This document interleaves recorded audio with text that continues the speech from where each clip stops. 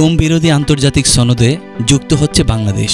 বাংলাদেশে হাজার হাজার মানুষকে গুম করে এক ভীতিকর রাষ্ট্র তৈরি করেছিল শেখ হাসিনা। গুমের শিকার ব্যক্তিদের স্বজনরা দীর্ঘদিন ধরে দাবি জানালেও এই মানবাধিকার লঙ্ঘন নিয়ে ন্যায় বিচার পাননি। এই পরিস্থিতিতে বর্তমান অন্তর্বর্তী সরকার গুম বিরোধী আন্তর্জাতিক সনদে যুক্ত হতে যাচ্ছে।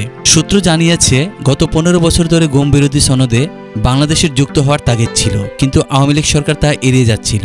তবে আগামী 30 আগস্ট আন্তর্জাতিক গুম বিরোধী দিবসের আগে বাংলাদেশ গুম বিরোধী আন্তর্জাতিক সনদে যুক্ত হতে যাচ্ছে। গুম বিরোধী সনদটি 2006 সালের ডিসেম্বরে জাতিসংঘ সাধারণ পরিষদে গৃহীত হয়। 32টি দেশ এর অনুস্বাক্ষর করার পর 2010 সালে তা বাস্তবায়ন শুরু হয়। সামগ্রিকভাবে এই সনদের লক্ষ্য গুম বন্ধের পাশাপাশি এই অপরাধের জন্য দায়মুক্তি বন্ধ করা, ন্যায় বিচার প্রতিষ্ঠা ও ক্ষতিগ্রস্ত ব্যক্তিদের সহায়তা দেওয়া। এখন পর্যন্ত বিশ্বের 75টি দেশ এই সনদে যুক্ত হয়েছে। বাংলাদেশ জাতিসংঘের মানবাধিকার বিষয়ে 9টি সনদের 8টিতে সই করেছে। জাতিসংঘের দীর্ঘদিনের অনুরোধের পরও বাংলাদেশ গুম বিরোধী সনদে সই করেনি। অন্তর্বর্তী সরকার মানবাধিকার সমুন্নত রাখার পাশাপাশি গুমের সংস্কৃতি বন্ধ করতে চায়। এই লক্ষ্যে সরকার গুম বিরোধী সনদে যুক্ত হতে যাচ্ছে। ঢাকা ও নিউ ইয়র্কে কূটনৈতিক সূত্রগুলো জানিয়েছেন, গুম বিরোধী সনদের অন্তর্ভুক্তি বিষয়ে জাতিসংঘের মহাসচিবের দপ্তরে চিঠি পাঠিয়ে দেবে বাংলাদেশ।